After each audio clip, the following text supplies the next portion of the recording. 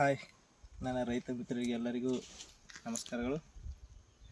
ಈಗ ಹಿಂದಿನ ವಿಡಿಯೋದಾಗ ತಿಪ್ಪಿಕಾತ ಅದ್ರ ಮೊದಲಿನ ವಿಷಯ ಎಲ್ಲ ಹೇಳಿದೆವು.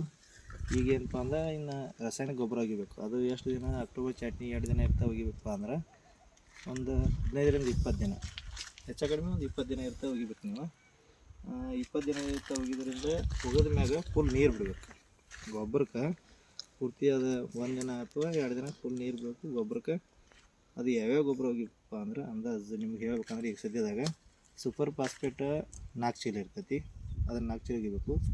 ಗಂಧಕ 25 kg, ಪೇಟೆಂಟ್ ಖಾಲಿ 25 kg, ಆಲ್ಕ್ರಾಫ್ 10 kg, ನವಜೀವಂಜಿ 10 kg. ಇವೆಲ್ಲ ಪರ್ ಎಕರೆಗೆ ಇರ್ತಾವೆ.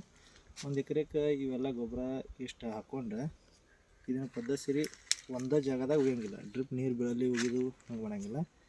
ಪೂರ್ತಿ ಹೆಂಗೆ ತಿಪ್ಪಿಕಾತ ಒಗಿತೀರ ಅದೇ ಟೈಪ್ ಹಿಂಗೆ ತಿಳುವಂಗೆ ಎಲ್ಲ ಬಡ್ಡಿ ಹಿಡಿದು ಎಲ್ಲ ಹಿಂಗೆ ಗಿಡದಿಂದ ಗಿಡಕ್ಕೆ ಹಿಂಗೆ ಬೀಳ್ಬೇಕು ಹಿಂಗೆ ಚೆನ್ನಾಗಿ.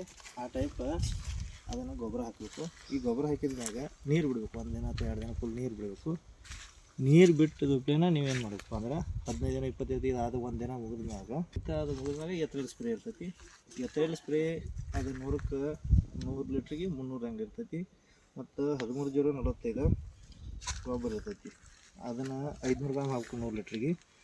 ಅಷ್ಟು ಹಾಕಿ ಅದನ್ನು ಸ್ಪ್ರೇ ಮಾಡಿದ್ರೆ ಆಮ್ಯಾಗ 13 ದಿನ ಮುಂದೆ ನೀರು ಬಿಡಂಗಿಲ್ಲ.